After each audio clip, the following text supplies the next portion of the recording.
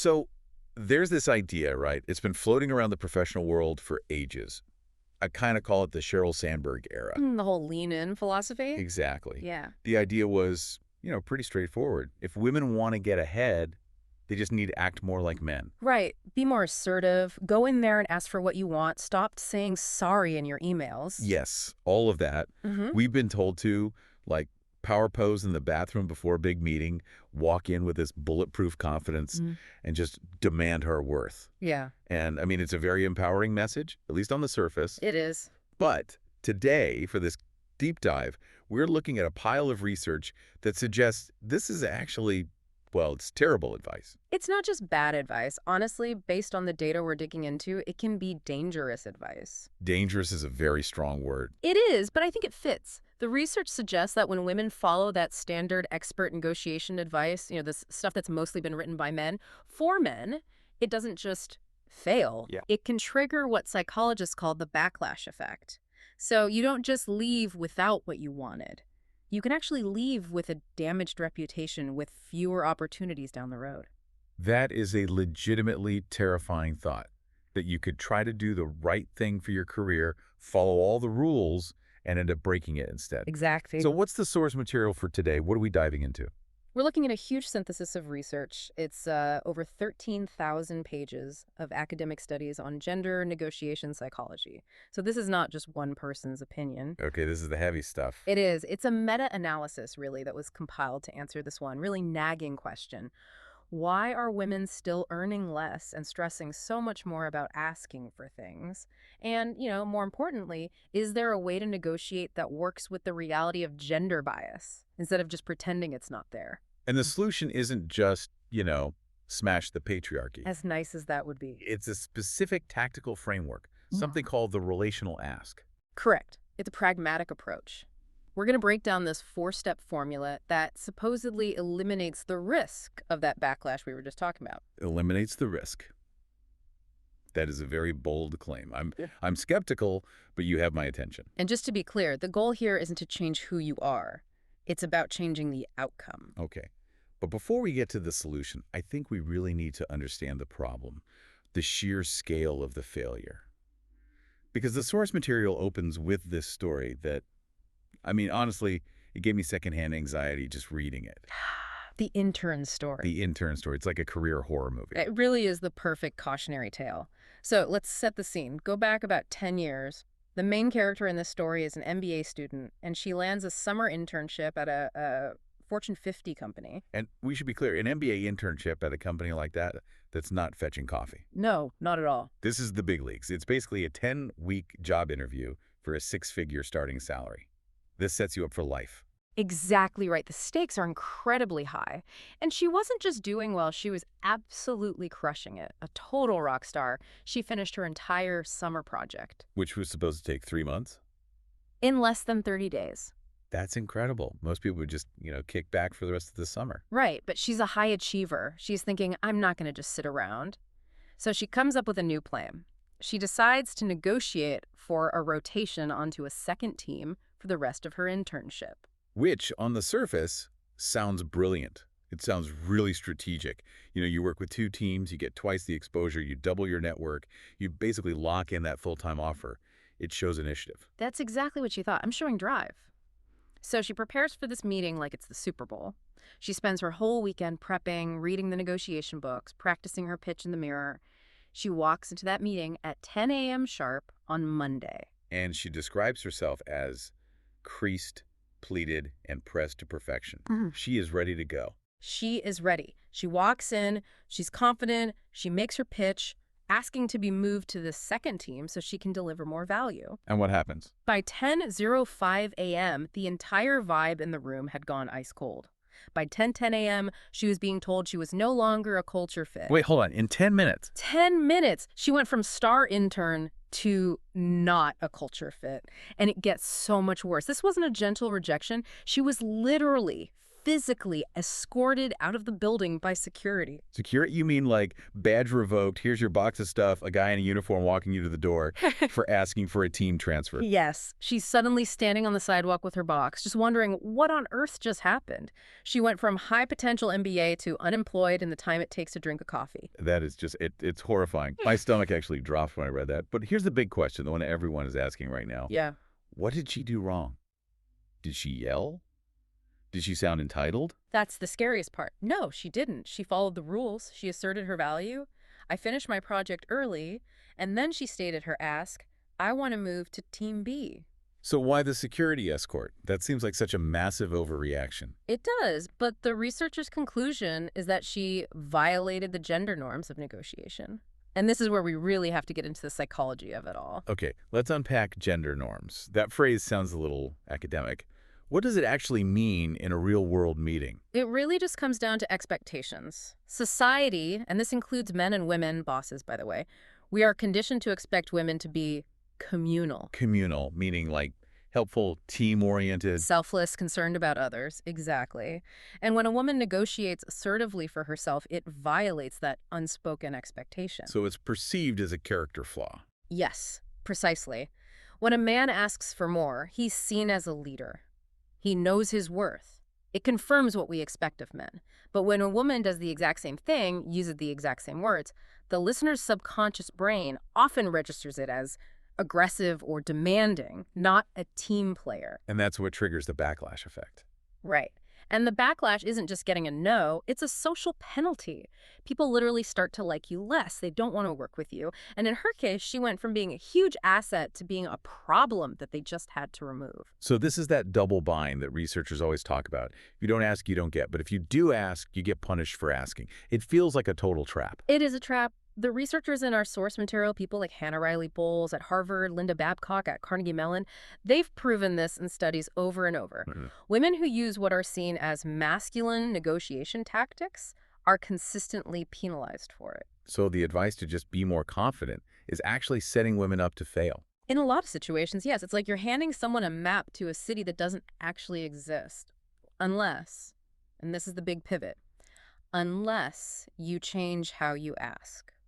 Which brings us to the relational ask. Exactly. Now, I have to be honest. My first reaction when I hear a phrase like relational ask is, oh, great, here comes more advice for women to just be nicer and smile more. Is that what this is? Just sugarcoating the ask? No, and I'm so glad you said that because that's the biggest misconception. This is not about being soft. It's about being strategic. It's like verbal judo. You're using the system's own bias against it. Verbal judo. I like that. So how does it work? The goal is to make a really hard ask for more money, a new title, more flexibility, but to do it while signaling that you are still communal and team first. You basically trick the listener's bias into working for you instead of against you. And the researcher boiled down all 13,000 pages into a formula for this. A 4-step formula, yes. Okay, I want to go through it step by step. I want to know exactly how this works. All right. The formula is past performance plus future vision plus the ask, plus the collaborative question. Okay, let's break that down. Step 1, past performance. That seems pretty straightforward. Here's what I've already done. It is, but there's a small twist. Yeah. You're not just listing your achievements, you're establishing your value to them. You have to state an indisputable fact. I delivered X project which saved the team Y hours. You're anchoring the whole conversation in your competence right from the start. Getting them to nod along, agreeing that you're good at your job. Yes. Then you move to step 2, future vision. And the source says this is the most critical step. Okay, why is this one so important? Because this is where the magic happens. Most people go from, I did this, straight to, so give me that. Right. I worked hard, so pay me. And that's transactional. It's me versus you. It frames it as a fight. The future vision step completely changes that frame. You paint a picture of something you're going to achieve for the company. I want to lead this division to double its revenue next year. Or I want to finally solve that client retention problem. Ah, I see. So you're getting the boss to agree with the goal first. Yes, I want double the revenue. Yes, I want to keep our clients. Exactly. You're now on the same side of the table looking at the same problem. You're not asking for a personal favor. You're proposing a collective win. And that perfectly sets up step 3, the ask. And notice the shift in positioning. The ask isn't a reward for what you did in the past. It becomes a necessary resource to achieve that future vision. Oh, that's a subtle but really powerful change. It's huge. You're no longer saying, I want a new title because I deserve it. You're saying, to achieve that vision we just agreed on, to get that revenue, I need the authority of a director title to open doors with clients. You're making your ask into a tool for their success. Yeah. It makes it really hard for them to say no without also saying no to their own goals. Precisely. If they block your title, they feel like they're blocking the revenue you just promised them. That's very smart.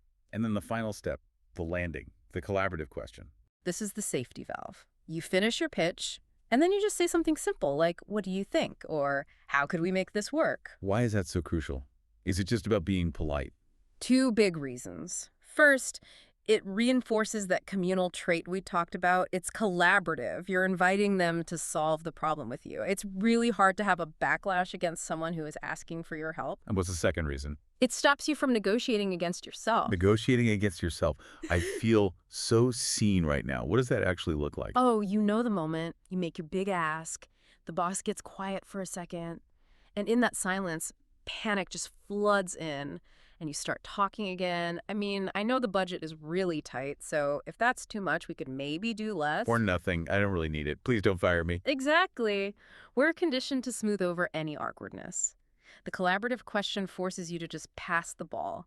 You ask your question, and then, this is the hardest part, you have to shut up. You just embrace the silence. You let them be the one to fill it. Let them solve it. Okay, this all makes sense in theory, but I think to really get it, we need to hear it. The source had some great examples. Let's try to role play this so everyone can hear the shift in tone. Let's do it. Okay, I'll do the standard version, the one that might get that backlash. We'll start with the classic, asking for a promotion. So I've been hitting all my targets this year, and I've been here for 3 years now, so I really feel like I deserve to be promoted to senior manager. Okay, stop right there. I can literally feel the manager's wall going up. Really? That felt pretty direct and honest to me. It was honest, but it was all, I feel I deserve. It automatically puts the boss in the position of being a judge who has to decide if you're worthy. It's adversarial. It invites them to poke holes in your argument. Okay, so fix it. Give me the relational ask version of that. Okay, just apply the formula.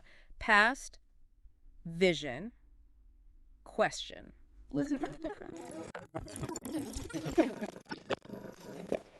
15%. That's your past performance. I see a clear path to bring in 3 more accounts just like that next year to really scale this division. That's the future vision. But to get in the room with those C-level clients, I'm going to need the external credibility of a senior manager title. There's the ask. What are your thoughts on that? Wow. See the difference. It's night and day. The second one sounds like a business proposal. The first one sounded like a complaint. And notice the ask. You're not asking for the title for your ego. You need the title for credibility to get them more clients. You've made the promotion a tool for the business. It's so clever. Okay, let's try a harder one. The one that terrifies everybody. Work-life balance. Oh, yeah. The classic I'm burning out conversation. Yeah. Right, because saying you're tired in corporate America is pretty much the same as saying you're weak. So here's the bad version. I'm just incredibly stressed. I'm answering emails at midnight, and I need to reduce my hours, or I'm probably going to quit. And all the boss hears is, she's a flight risk. She can't handle the pressure. Time to start looking for her replacement. It's brutal, but it's often true. So how on earth do you use this formula to ask to work less? You frame it entirely around productivity. So here's how the source material suggests phrasing it. I've successfully run the new onboarding project for the last 6 months. That's your past. I want to roll this out globally next quarter, which I estimate will save the company X amount of money. The vision. But to deliver that high-level strategy, I need some uninterrupted focus time. So I'm proposing I shift my hours to work from 7 a.m. to 3 p.m. so I can execute without constant distraction. The ask. How can we make that work? That is masterful. You see, you're not asking to leave early to pick up your kids, even if that is the real reason. You are asking for uninterrupted focus time so you can execute high-level strategy. You're protecting your own time and energy, but you're framing it as protecting one of the company's assets. Exactly. You're managing yourself like a valuable resource. Okay, I'm sold on the method. I really am. Yeah. But I have to play devil's advocate for a second because I can hear our listeners screaming at their phones right now. What are they screaming? This is exhausting. Right. Why do women have to perform these mental gymnastics? Why do I have to build a four-part psychological framework just to get a fair raise? Why can't I just say, pay me what I'm worth? It feels like we're just jumping through hoops to accommodate a broken system. And you're absolutely right. It is unfair. It is an extra cognitive load that, frankly, men do not have to carry. Men don't have to worry about future vision just to avoid being disliked for asking for a raise. It feels like we're just accepting the bias instead of fighting it. The researcher addresses this point directly. She basically says, look, we have two choices. We can be angry or we can be employed. Oof, that's some cold pragmatism. It is. Yeah. She brings up this statistic from the World Economic Forum that is just a huge reality check. At our current rate of progress, it's going to take 191 years to close the economic gender gap. 191 years. Almost 2 full centuries. So my great-great-granddaughter might get paid fairly? Maybe? That is so depressing. It is. And so the argument is this. We can wait 191 years for the world to become fair, or we can give the 79 million women in the workforce today a tool that helps them win in the system as it currently exists. It's a survival guide for the present. It's saying, yes, the game is rigged, but here's the cheat code. That's a perfect way to put it. But what about the future? I feel like there's this big hope that, technology will solve this if we get the biased humans out of the equation. If AI starts making hiring and promotion decisions, won't that fix it? A machine doesn't have gender norms, Yeah. right? You would hope so. I mean, logic would suggest that an algorithm doesn't care if you're a man or a woman, but the source material is very, very firm on this. AI is not our savior here. Why not? Because an AI is just a mirror. It's not a crystal ball. It learns from the data we give it. And what is that data? It's the internet. It's our corporate history. It's decades of decisions where men got promoted and women got backlash. Garbage in, garbage out. The source literally calls it crap. If you train an AI on a history of biased decisions, that AI just becomes a super efficient bias machine. It learns that candidates named John who ask for more money are good hires, but candidates named Jane are risky, simply because that's what the pattern in the data shows. So we can't just outsource this problem to an algorithm. We have to solve it ourselves in the room, one conversation at a time. That's the reality of it. We have to navigate the world as it is while we all work to build the world as it should be. As we start to wrap this up, there was one number in the research that really, really stuck with me.